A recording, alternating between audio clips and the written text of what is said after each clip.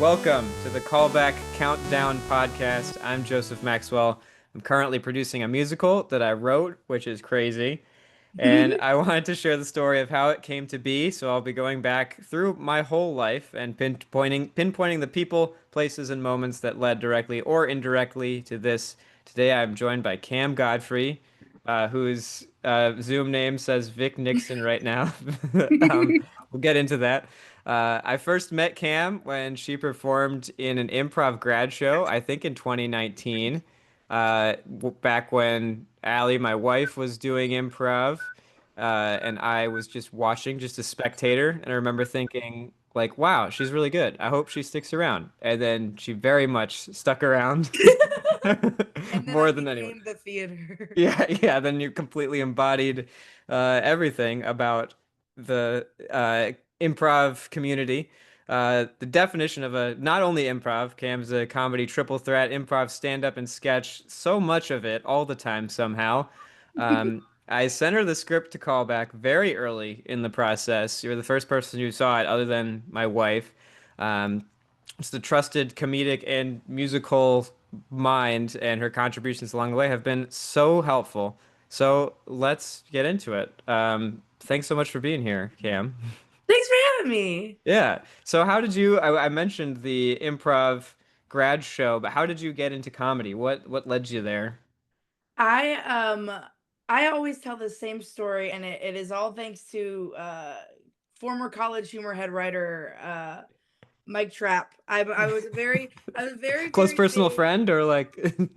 No, I would say so, but I would be lying. I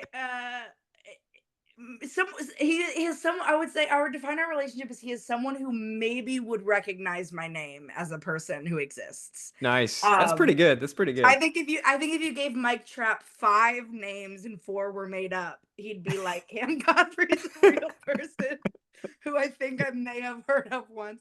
But I he just said I was a big College Humor fan. College Humor was is the reason I did comedy. Hmm.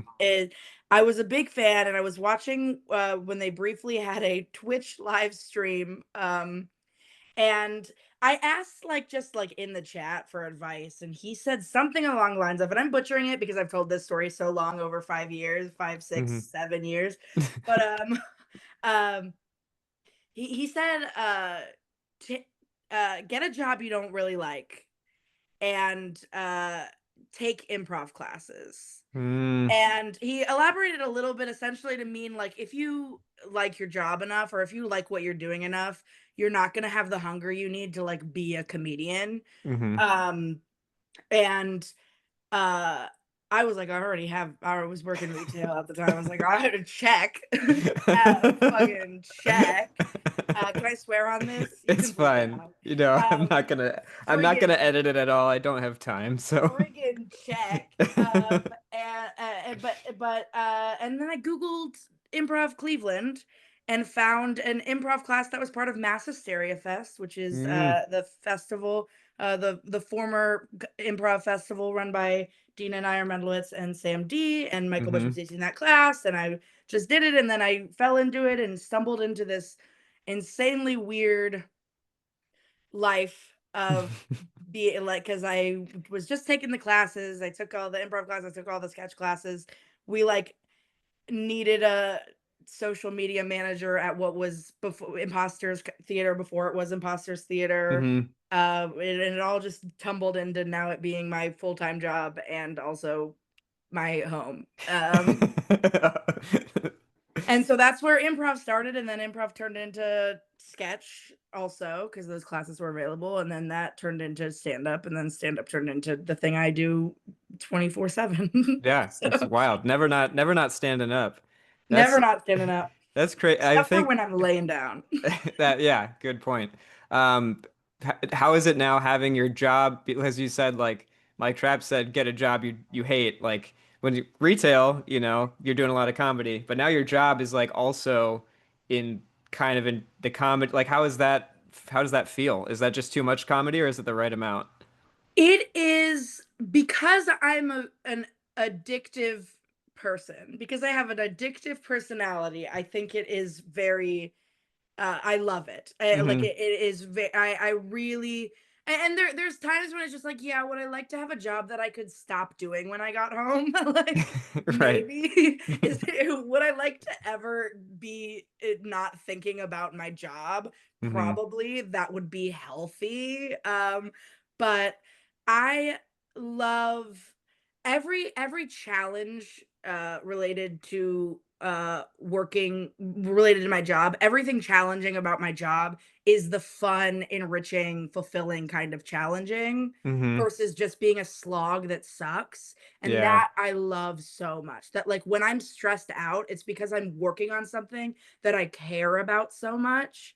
And Hmm. that's enriching stress. Like Yeah. um, I really like I just really it's so good to every day go to something that I care about and love, even when that's tiring. Because Yeah. everything's tiring. I'd rather it be everything's tiring. That's what this Retail musical was is really really, about. really, really tiring. Yeah, I bet. I Uh, can't imagine. everything's tiring, but like I kind of like the tiring. I like Hmm. it's fulfilling. It keeps my brain working in a world that's trying to turn all of our brains into mush. Uh Well, yeah, I we'll talk we'll talk about that for sure at some point. That rocks though. That's I'm jealous. I like my job, but I often find that I just want to be I would rather just be doing one thing and focus on that, mm, like creatively and professionally. It's weird that it's like professionally I have my own thing that I'm doing, like I'm and it's fine, but then creatively it's just completely different and it's mhm, really it's exhausting in a different way, but yeah. it's combining those worlds. That's cool. You mentioned college humor. Any others like comedy that you have loved in your life or that you love now that has influenced you or comes to mind? I am always inspired by people who are weird. My favorite stand-up comedian is Chris Fleming. I've Hmm. seen him live a couple of times. I have adored him since before I liked stand-up or knew I liked comedy. I just thought I was watching videos, you know. Right. Um which is everyone's intro, or at least everyone my age's intro to comedy is just watching videos, and you don't understand that there's like stuff happening there that like Yeah. that someone made art. You're just like, no, I'm just watching a video. I Right. but he is so just specific is the word I use. Like I never understand his references. He's very referential Hmm.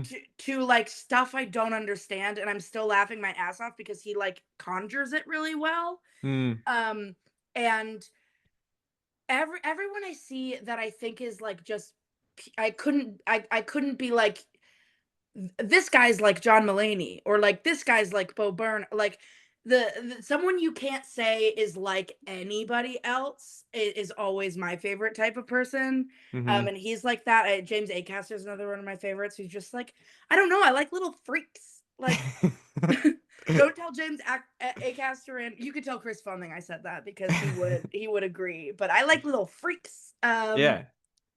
Because Do you comedy like is just so about being yourself and having a voice, hmm and that is really being flattened right now, where like everyone's kind of trying to accomplish the same thing. And so when you see someone like Maria Bamford's a huge inspiration of mine, like when you see hmm someone being something else, like Yeah. that is always, even if it's not the something else, the kind of something else I want to do, like I'm still just like, oh, I could do my own something else. hmm That's what I was gonna ask. Do you want to be a little freak, and how does the little freak in how does that come out in your comedy? It doesn't currently. I think I do. I have. I don't know.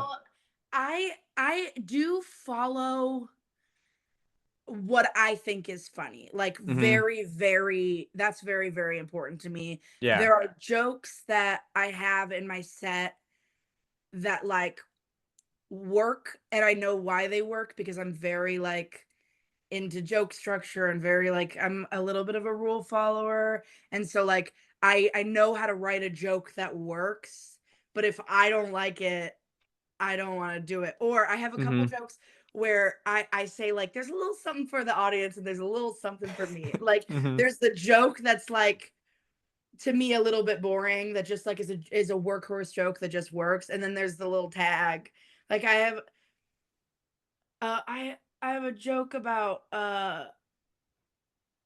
I buy I went to Trader Joe's and bought just a sack of potatoes, and the guy at the, checkout counter said, I bet you're making some good mashed potatoes tonight." And I'm like, "From just a sack of potatoes? If anything, I'm making some bad mashed potatoes tonight."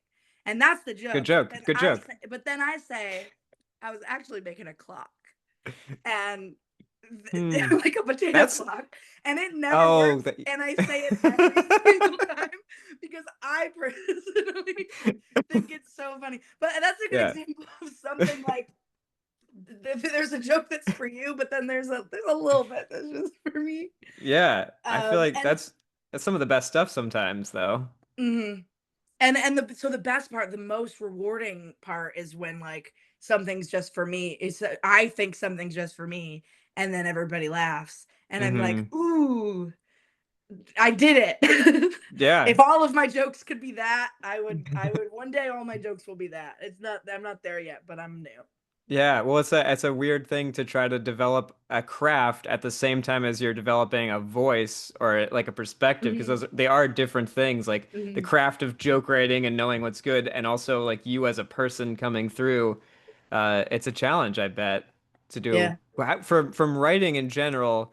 So you like you've written sketches, write stand up. Do you have a favorite kind of writing that you like to do, or what's your take on that? Um, I think oh, it changes. I really like stand up, but part of that is because I find stand up it becomes the most natural to me. Mm-hmm. Um and part of that is like so a sketch is kind of a joke that goes on for 3 to 7 minutes and like Mm-hmm. heightens, and that's really difficult to do. Yeah. Stand up is that, but you can bail whenever you want. So Mm-hmm. it can just be the joke and it doesn't go anywhere and it doesn't have to. It's just a joke, it's done, and then you move on. Or it can be, oh, there's so much here. I'm gonna keep building this into a chunk and a whatever. Sketch is like I just find sketch harder. It's like Yeah. It's real hard. it's not it comes less naturally to me. Um but I really, really like it. I like the collaboration of improv and sketch. To me, that is the thing that comes least naturally to me. I'm such a control freak. I am Mm-hmm. such a like this has to go this way. Stand up, the thing that feels so comfort zone about it is that I am in control over every single thing that I say. There's the part of me there's the part of my brain that's talking and telling my jokes, and there's a part of my brain that is making decisions at the same time. And I'm piloting my set Mm-hmm. completely, totally. Mm-hmm. Sketch, you have control over what you wrote, uh, but on stage, you don't have well, the other person can forget their lines. You can forget your lines. Then you have to kind of improvise. Yeah, there's Right. so many moving parts when other people are involved, and then improv is like no control whatsoever. Yeah. Improv, I find improv very, very hard, but it is that like that challenging, Mm-hmm. fulfilling, challenging hard that I improv is a little therapeutic for me. Of just like improv is me uh s- relinquishing control actively in a way that is totally out of my comfort zone. So Mm-hmm. I get something different out of it. I used to always say I think that stand up is my favorite thing, but if I had to pick only one, I would say I would do improv because the improv community from the jump was more kind and opening and welcoming, and I felt that my relationships in that realm were more um fulfilling. And so, Mhm. like, as a person who, I forget this a lot, but I am a person first and a comedian second. Like, if I had to pick one of them, I would pick the one that felt like it enriched my life socially more. Mhm. And then, but then kind of year, I said that for the first like 3 years, and then I started, like, I just think stand up, you can create extremely enriching personal relationships. Mhm. Everyone just has like a little bit of a wall up first. So now I'm at a place where I just feel like my relationships are, and all of them are wonderful and awesome. So maybe if I had to pick one, I would do stand up, but also you don't have to pick one. So I never will. You never will. Do every type of comedy. Yeah. Yeah, the interesting, it's really interesting writing. You're talking about control. Control is huge in art and, doing stuff by yourself or doing stuff with people. And writing this musical, to get into the musical, it was wild because I just wrote it all by myself. And it's just like I can do every little thing that I want. It's really fun. I do all my stuff.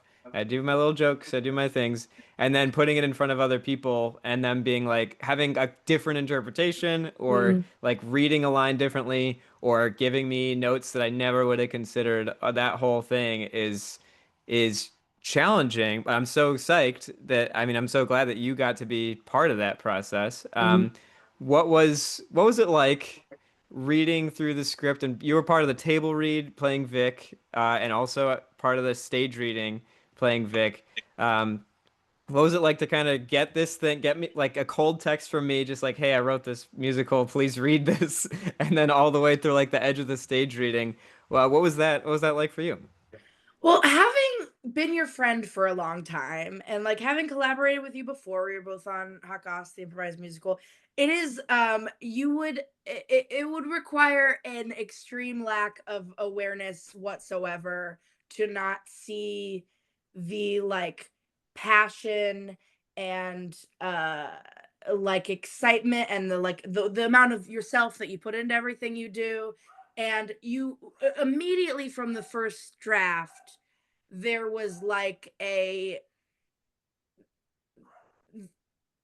show had an identity that was you. Yeah, for And better, for better or worse, that is for better true. or worse, Joseph Maxwell was in the script. Yeah, yeah. But and mostly for better. No, definitely for better. No, I uh and so a lot of the process of like reading through it and like giving notes and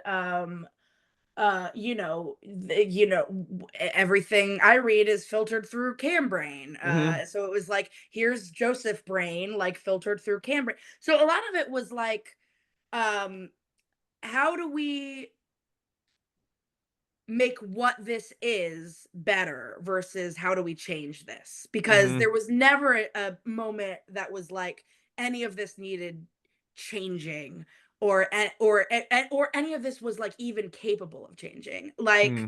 I think that there was a there's a different script with a different moral and a different heart and a different feeling that we could have come out of that writer's room with, but it didn't happen because it shouldn't have happened. Hmm. Um, there was so much of what people connected with after that stage reading, like once we put it to semi-public, Hmm. um, what people latched onto was that heart that was yours.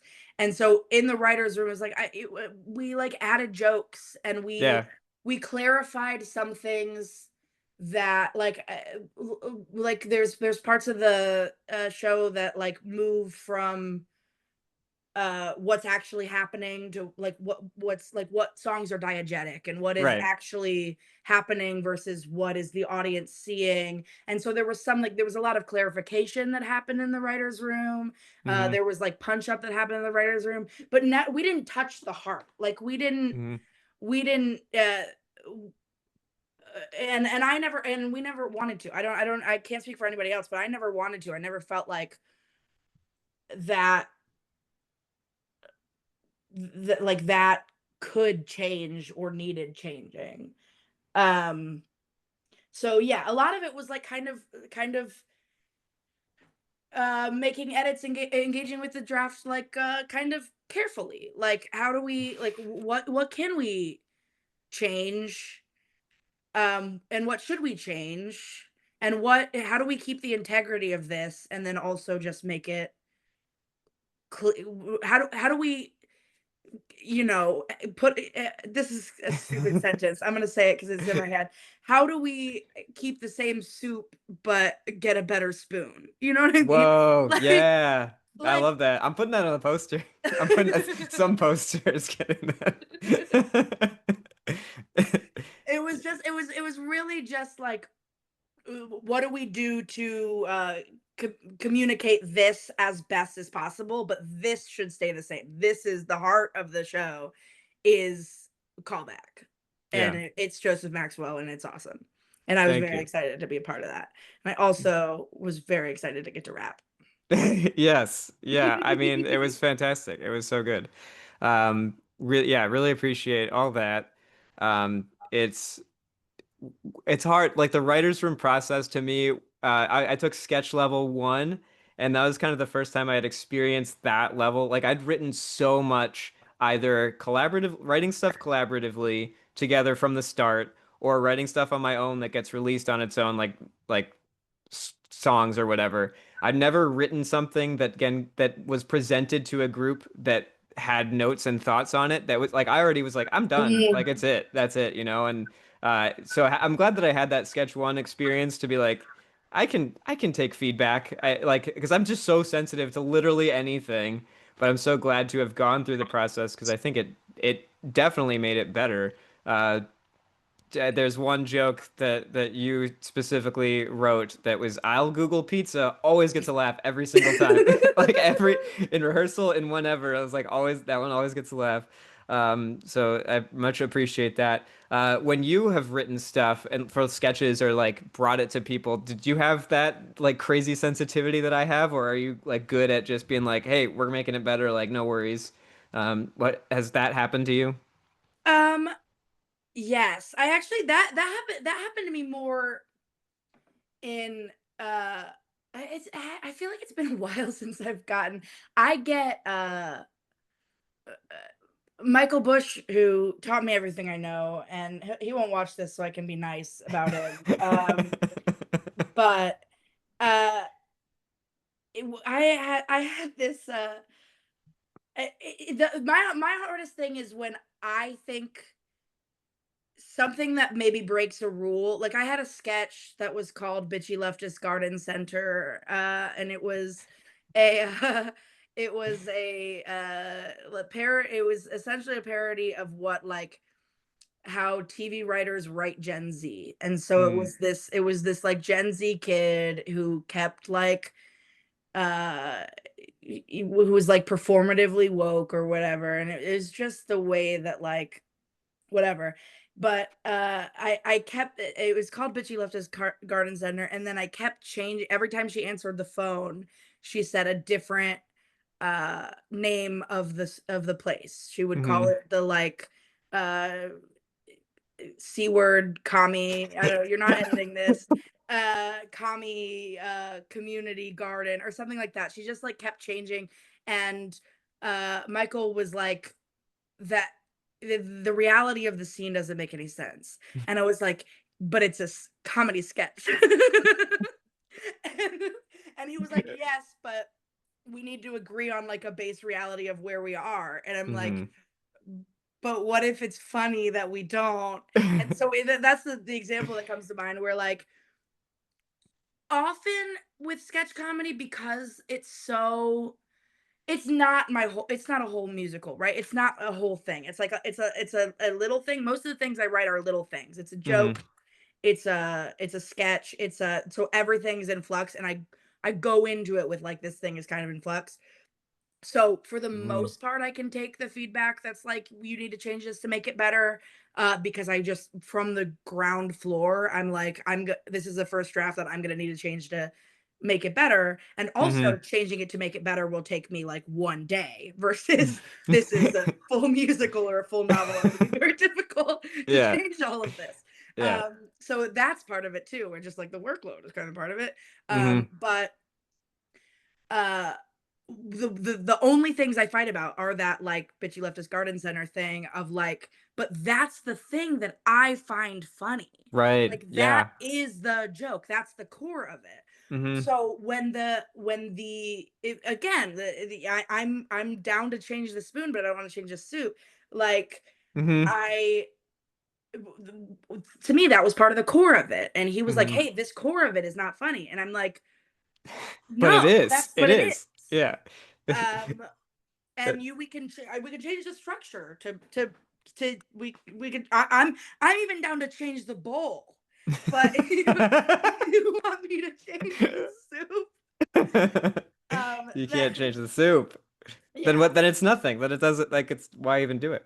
yeah, That it's my well, working with Michael a lot, working with Michael on this musical, like I just constantly would come up against the my main frustration was that art is subjective. And I was like, God dang it, it's so annoying that art is subjective because it's like hmm, I think something's what I want it to be. It's compelling to me, it's moving, it works for me. And then other people would say, well, this doesn't work for me, or this could like and that's where it's just like it's just that there's no resolution to that, I don't think. yeah, Like that because if people see things differently, there's not an objective truth of this is good comedy, this is bad comedy, this is funny, this is not funny, because so much of it is so personal and just based on the taste of whoever's writing it or reading it or watching it. And it's a plague. Subjectivity is a plague. It's yeah. so annoying. And that's another thing with not to go back to kind of the stand up versus sketch thing, but with scripted comedy, you especially like a sketch, a play, a musical, something scripted, there is so much time until it gets in front of an audience. Right. Where like stand up, there's like you write the joke, you do it in front Hmm. of the audience all week, and then Yeah. if it didn't work all week, there's some objectivity to does something work. Yeah. Um, Yeah. but that relies on the subjective opinion of the audience, and it's that particular audience. Like Hmm. stuff doesn't work at this restaurant that works in this restaurant. Stuff Right. doesn't work in New York that works in Austin. Like that, so Yeah. that subjectivity informs the objectivity of like, did it work? Hmm. And uh the something you wrote in advance, you know if it worked like in a writer's room, like with your friends, or like Right. Right. with the people that are so close to this. Hmm. um but then you don't know until the stage read, like does it actually work, and then you don't know Hmm. until the show does, like, so there's that's really difficult with scripted comedy. Yeah, um especially on the long term thing. Like there are definitely bits that were in the table read and stuff that I was like, no, this is gonna work. This is gonna work, and it didn't like get big laughs at the table read or like in that process. But then at the stage reading, I was like, oh yeah, people do get this. Like they do understand mhm, it when it's on stage in this format. But it's just like because it's also it's not just the written words, it's the production. In this sense, it's like who's reading the words? Are they nailing them or are they fumbling over them? Are they doing the right, like, stuff that you can't even get from the table read? And I just like the crazy thing about this is that writing is, I don't know, 5% of this process, and it's all I really wanted to do. And now I'm directing this mhm. stupid thing. It's just like I just wanted to write it, but all of the extra stuff is so much more work than writing stuff on a page. It's Yeah. so much, but it's totally worth it. It's gonna be great. It's gonna be really fun. I'm really excited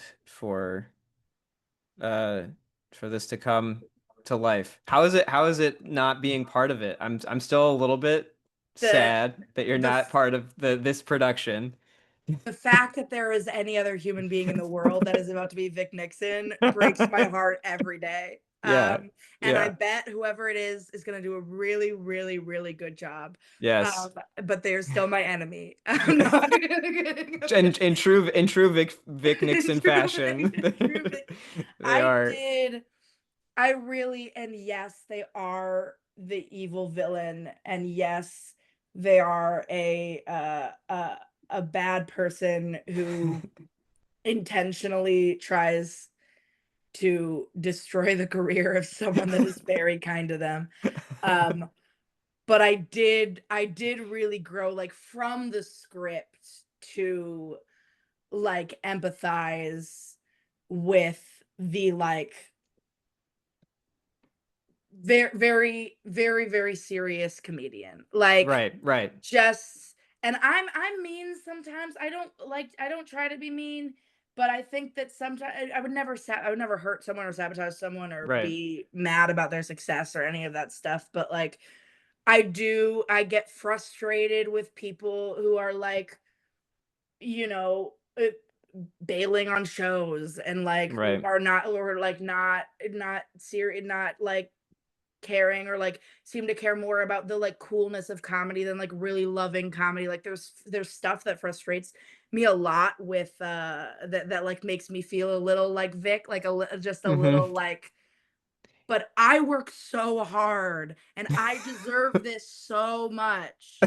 Um and I do think for the most part, I am very, very good at channeling that into like, you know, the confidence versus cockiness thing of like believing you deserve stuff is not believing that other people don't deserve stuff. That's the thing that I think Mm-hmm. Vic one day could learn. Um, Maybe. but maybe. But but so I just like there's some of her like bad attitude that I'm just like at my worst I am this person, and so I did really connect with her a lot, Yeah. them a lot, Mm-hmm. and I and also they have the best songs. So Yeah, that is a fact. when Yes. That is like, I you can buy into any villain who has the best villain song. yeah, I Now I'm think, on first. yeah, that is the like something. I think I'll Google pizza objectively always funny. Also, like Bad Baddie objectively always the top, like everyone's favorite song, like almost universally. Because it like we have gone through this now and shown it to like new people like multiple times, and they're always like Bad Baddie's the best song, right? And it's like, It's like when can I listen to that on Spotify in my car? well, I would, yeah, I like I it's we're doing something. We're gonna work up something. And That I was gonna rules. say just part of the general. I didn't really talk about the whole process in specifics of doing the table read and then doing the stage reading and how that all worked. I'm not gonna talk about it right now, but the stage reading I really do consider to be the origin of this show. Like I think like you originated that part. Everyone else who played those parts originated the roles, which is kind of, Mhm. I mean, it's a semantic thing, but I think there's a lot of truth to that and how much that felt like a fully realized vision of something. Like it was a whole complete thing. Mhm. And this is a whole complete different thing. And in Mhm. some ways it's going to be, you know, they're not going to be reading scripts and there's going to be more props or whatever, but it's weird because in some ways it has to lose something for it to become this that it had in the stage reading because it's new people and it's, you know, it has a certain rigorousness that we did not have, which Mm. is lending itself to just a different environment and a different, it's going to be a different final. It's not going to, like, the magic of improv, I think, is that it's discovery and shared discovery. And I think the stage reading had a lot of that energy. And this is like the opposite. It's like we have to like do Mm. this exactly this way rather than let's come up with it all. And I mean, there's still definitely that side of it for this production too. But um, it's still weird. Like I was just looking back and watching the a bit of the recording of the stage reading. I was like, that was so much fun. That was so It great. was so much fun. It was so Yeah, cool. in the new in the official stage version, who's gonna trip Ryan Tomko? Right. Well, we got I'm just I like improvising, kneeling and proposing because the script just said like, you know, the ensemble improvises in the background, and I was yes. doing the classic improv move of proposing to Sarah Dimitrik, and um and I was knelt on the ground when Ryan stepped back and just Yeah. fell on top Like, of me. see, if we had blocked that scene, that never would have happened. And we're like, why? It would have And we we would have wouldn't lost have the that. We wouldn't we have wouldn't that have that joyous moment. that incredible moment. It will live forever uh on private YouTube. It will never die. Awesome. Uh, let's see. I had some other stuff. Well, let's see. I am curious about, we talked a little bit about, you mentioned brains turning into mush and all that good stuff. Mhm. We talked about being unique or having a perspective that is like novel, something that's different. Um, when but you've done things for the algorithm, you're a social media Mhm. manager. How do you sort of square those two ideas when you want to create something? How do you balance what's going to be good for the algorithm or just for mainstream versus what's going to be good for the art? Oh boy. Um, y- if I could figure it out, I'd have a lot more followers. Right. That's the other thing. Like I sell my soul for nothing, like Yeah. So constantly. that's there's a lot of stuff. Oh, my laptop's gonna run out of battery. Dang. Okay. There's a lot of um there's a lot of stuff I won't do. I don't want to make anything that I wouldn't that I don't like, that I'd be embarrassed by, that I think is stupid just to get seen by people. I can Hmm. reconcile some of it with like some of the like making real promos for shows is like if it gets people to the show and the show is good art, Hmm. that's a little different. Like the not I we I hate the necessary evil language because we keep we keep allowing evils to be necessary and then it's just all evil, you know? But like Yeah. it is with I'm willing to make something that is just you know, not perfect. Like a reel is the promo reels that my friend and I have made for like Dejan and I made Hmm. to promote our sketch show were like let's just have fun in a parking lot with a camera and like just crap out stuff. Yeah. And that didn't bother me because that was fun. Like we just like Right. we had Right. fun. We did the thing where you what is it? Make it perfect is the enemy of good. Like Hmm. we embodied that philosophy, which is not a philosophy I like at all. I agree with it. I know it's true, but it Yeah. really it's very difficult for me. Hmm. um and so like I'm willing to make crap like Hmm. if I can actually see a way in which it uh forwards my ability to make non-crap. I think Yeah. when where I draw the line is when I'm making crap because I need crap to go viral because so I can make more crap. Yeah. I get that. Yeah. I'll make crap so I can make art to a certain extent, but I'm not going Hmm. to make crap to keep making crap. Yeah. That's I a think that's fine. Yeah. Well, like this podcast, I'm calling it a podcast because everything is a podcast in some way now. It's just a video of two people talking, but it's a podcast. Um, is like my originally I was like, oh, this will be good to promote the show, to promote Callback, and I've kind of almost abandoned that, and I'm just kind of doing this for fun now, which is Mhm. like I just want to talk to you about this. Like, if no one sees it, it's still very valuable to me to have Yeah. this. Like to have it not only for literally what talking right the second, but also to have it recorded somewhere. So like, I think it's just fun it's part of the show. It's part of the fabric of the show to tell the Mhm. story of how it came to be. So that's my approach and having fun doing it. It's like if we're not having fun, it's just like why, because it feels like it's getting harder and harder to make anything get past the whatever. I don't even know. Speaking of that, You said your laptop's dying, so do you have anything to plug? Anything that for the no people who will see this? For the no people who see this, I would love for them to follow me on Instagram, I think, at Cam M Godfrey. Um, because I unfortunately think I very much need that for my career. Like, Yeah, you can't get yeah, represented without followers yeah, yeah. or whatever. It's the world. Do you have any upcoming shows you're excited about? I have no idea when someone would see this if they saw this. It'll be August, sometime in August. Sometime in August. I don't know if I have. Maybe end of August, a sketch battle. The fourth Saturday in August at 9:30. Come see us try our It's best at the sketch battle. the final Yeah, round, it's the right? championship. Yeah, Yeah. you're going up Uh, against Going up against Sam D, who I think is probably also in one of these videos. gonna be, yes. Uh, Mike Fry, Ryan Santa, and Gregory James, and Amsterdam. It's a good. Amsterdam, and I am like, but I want to be on that team.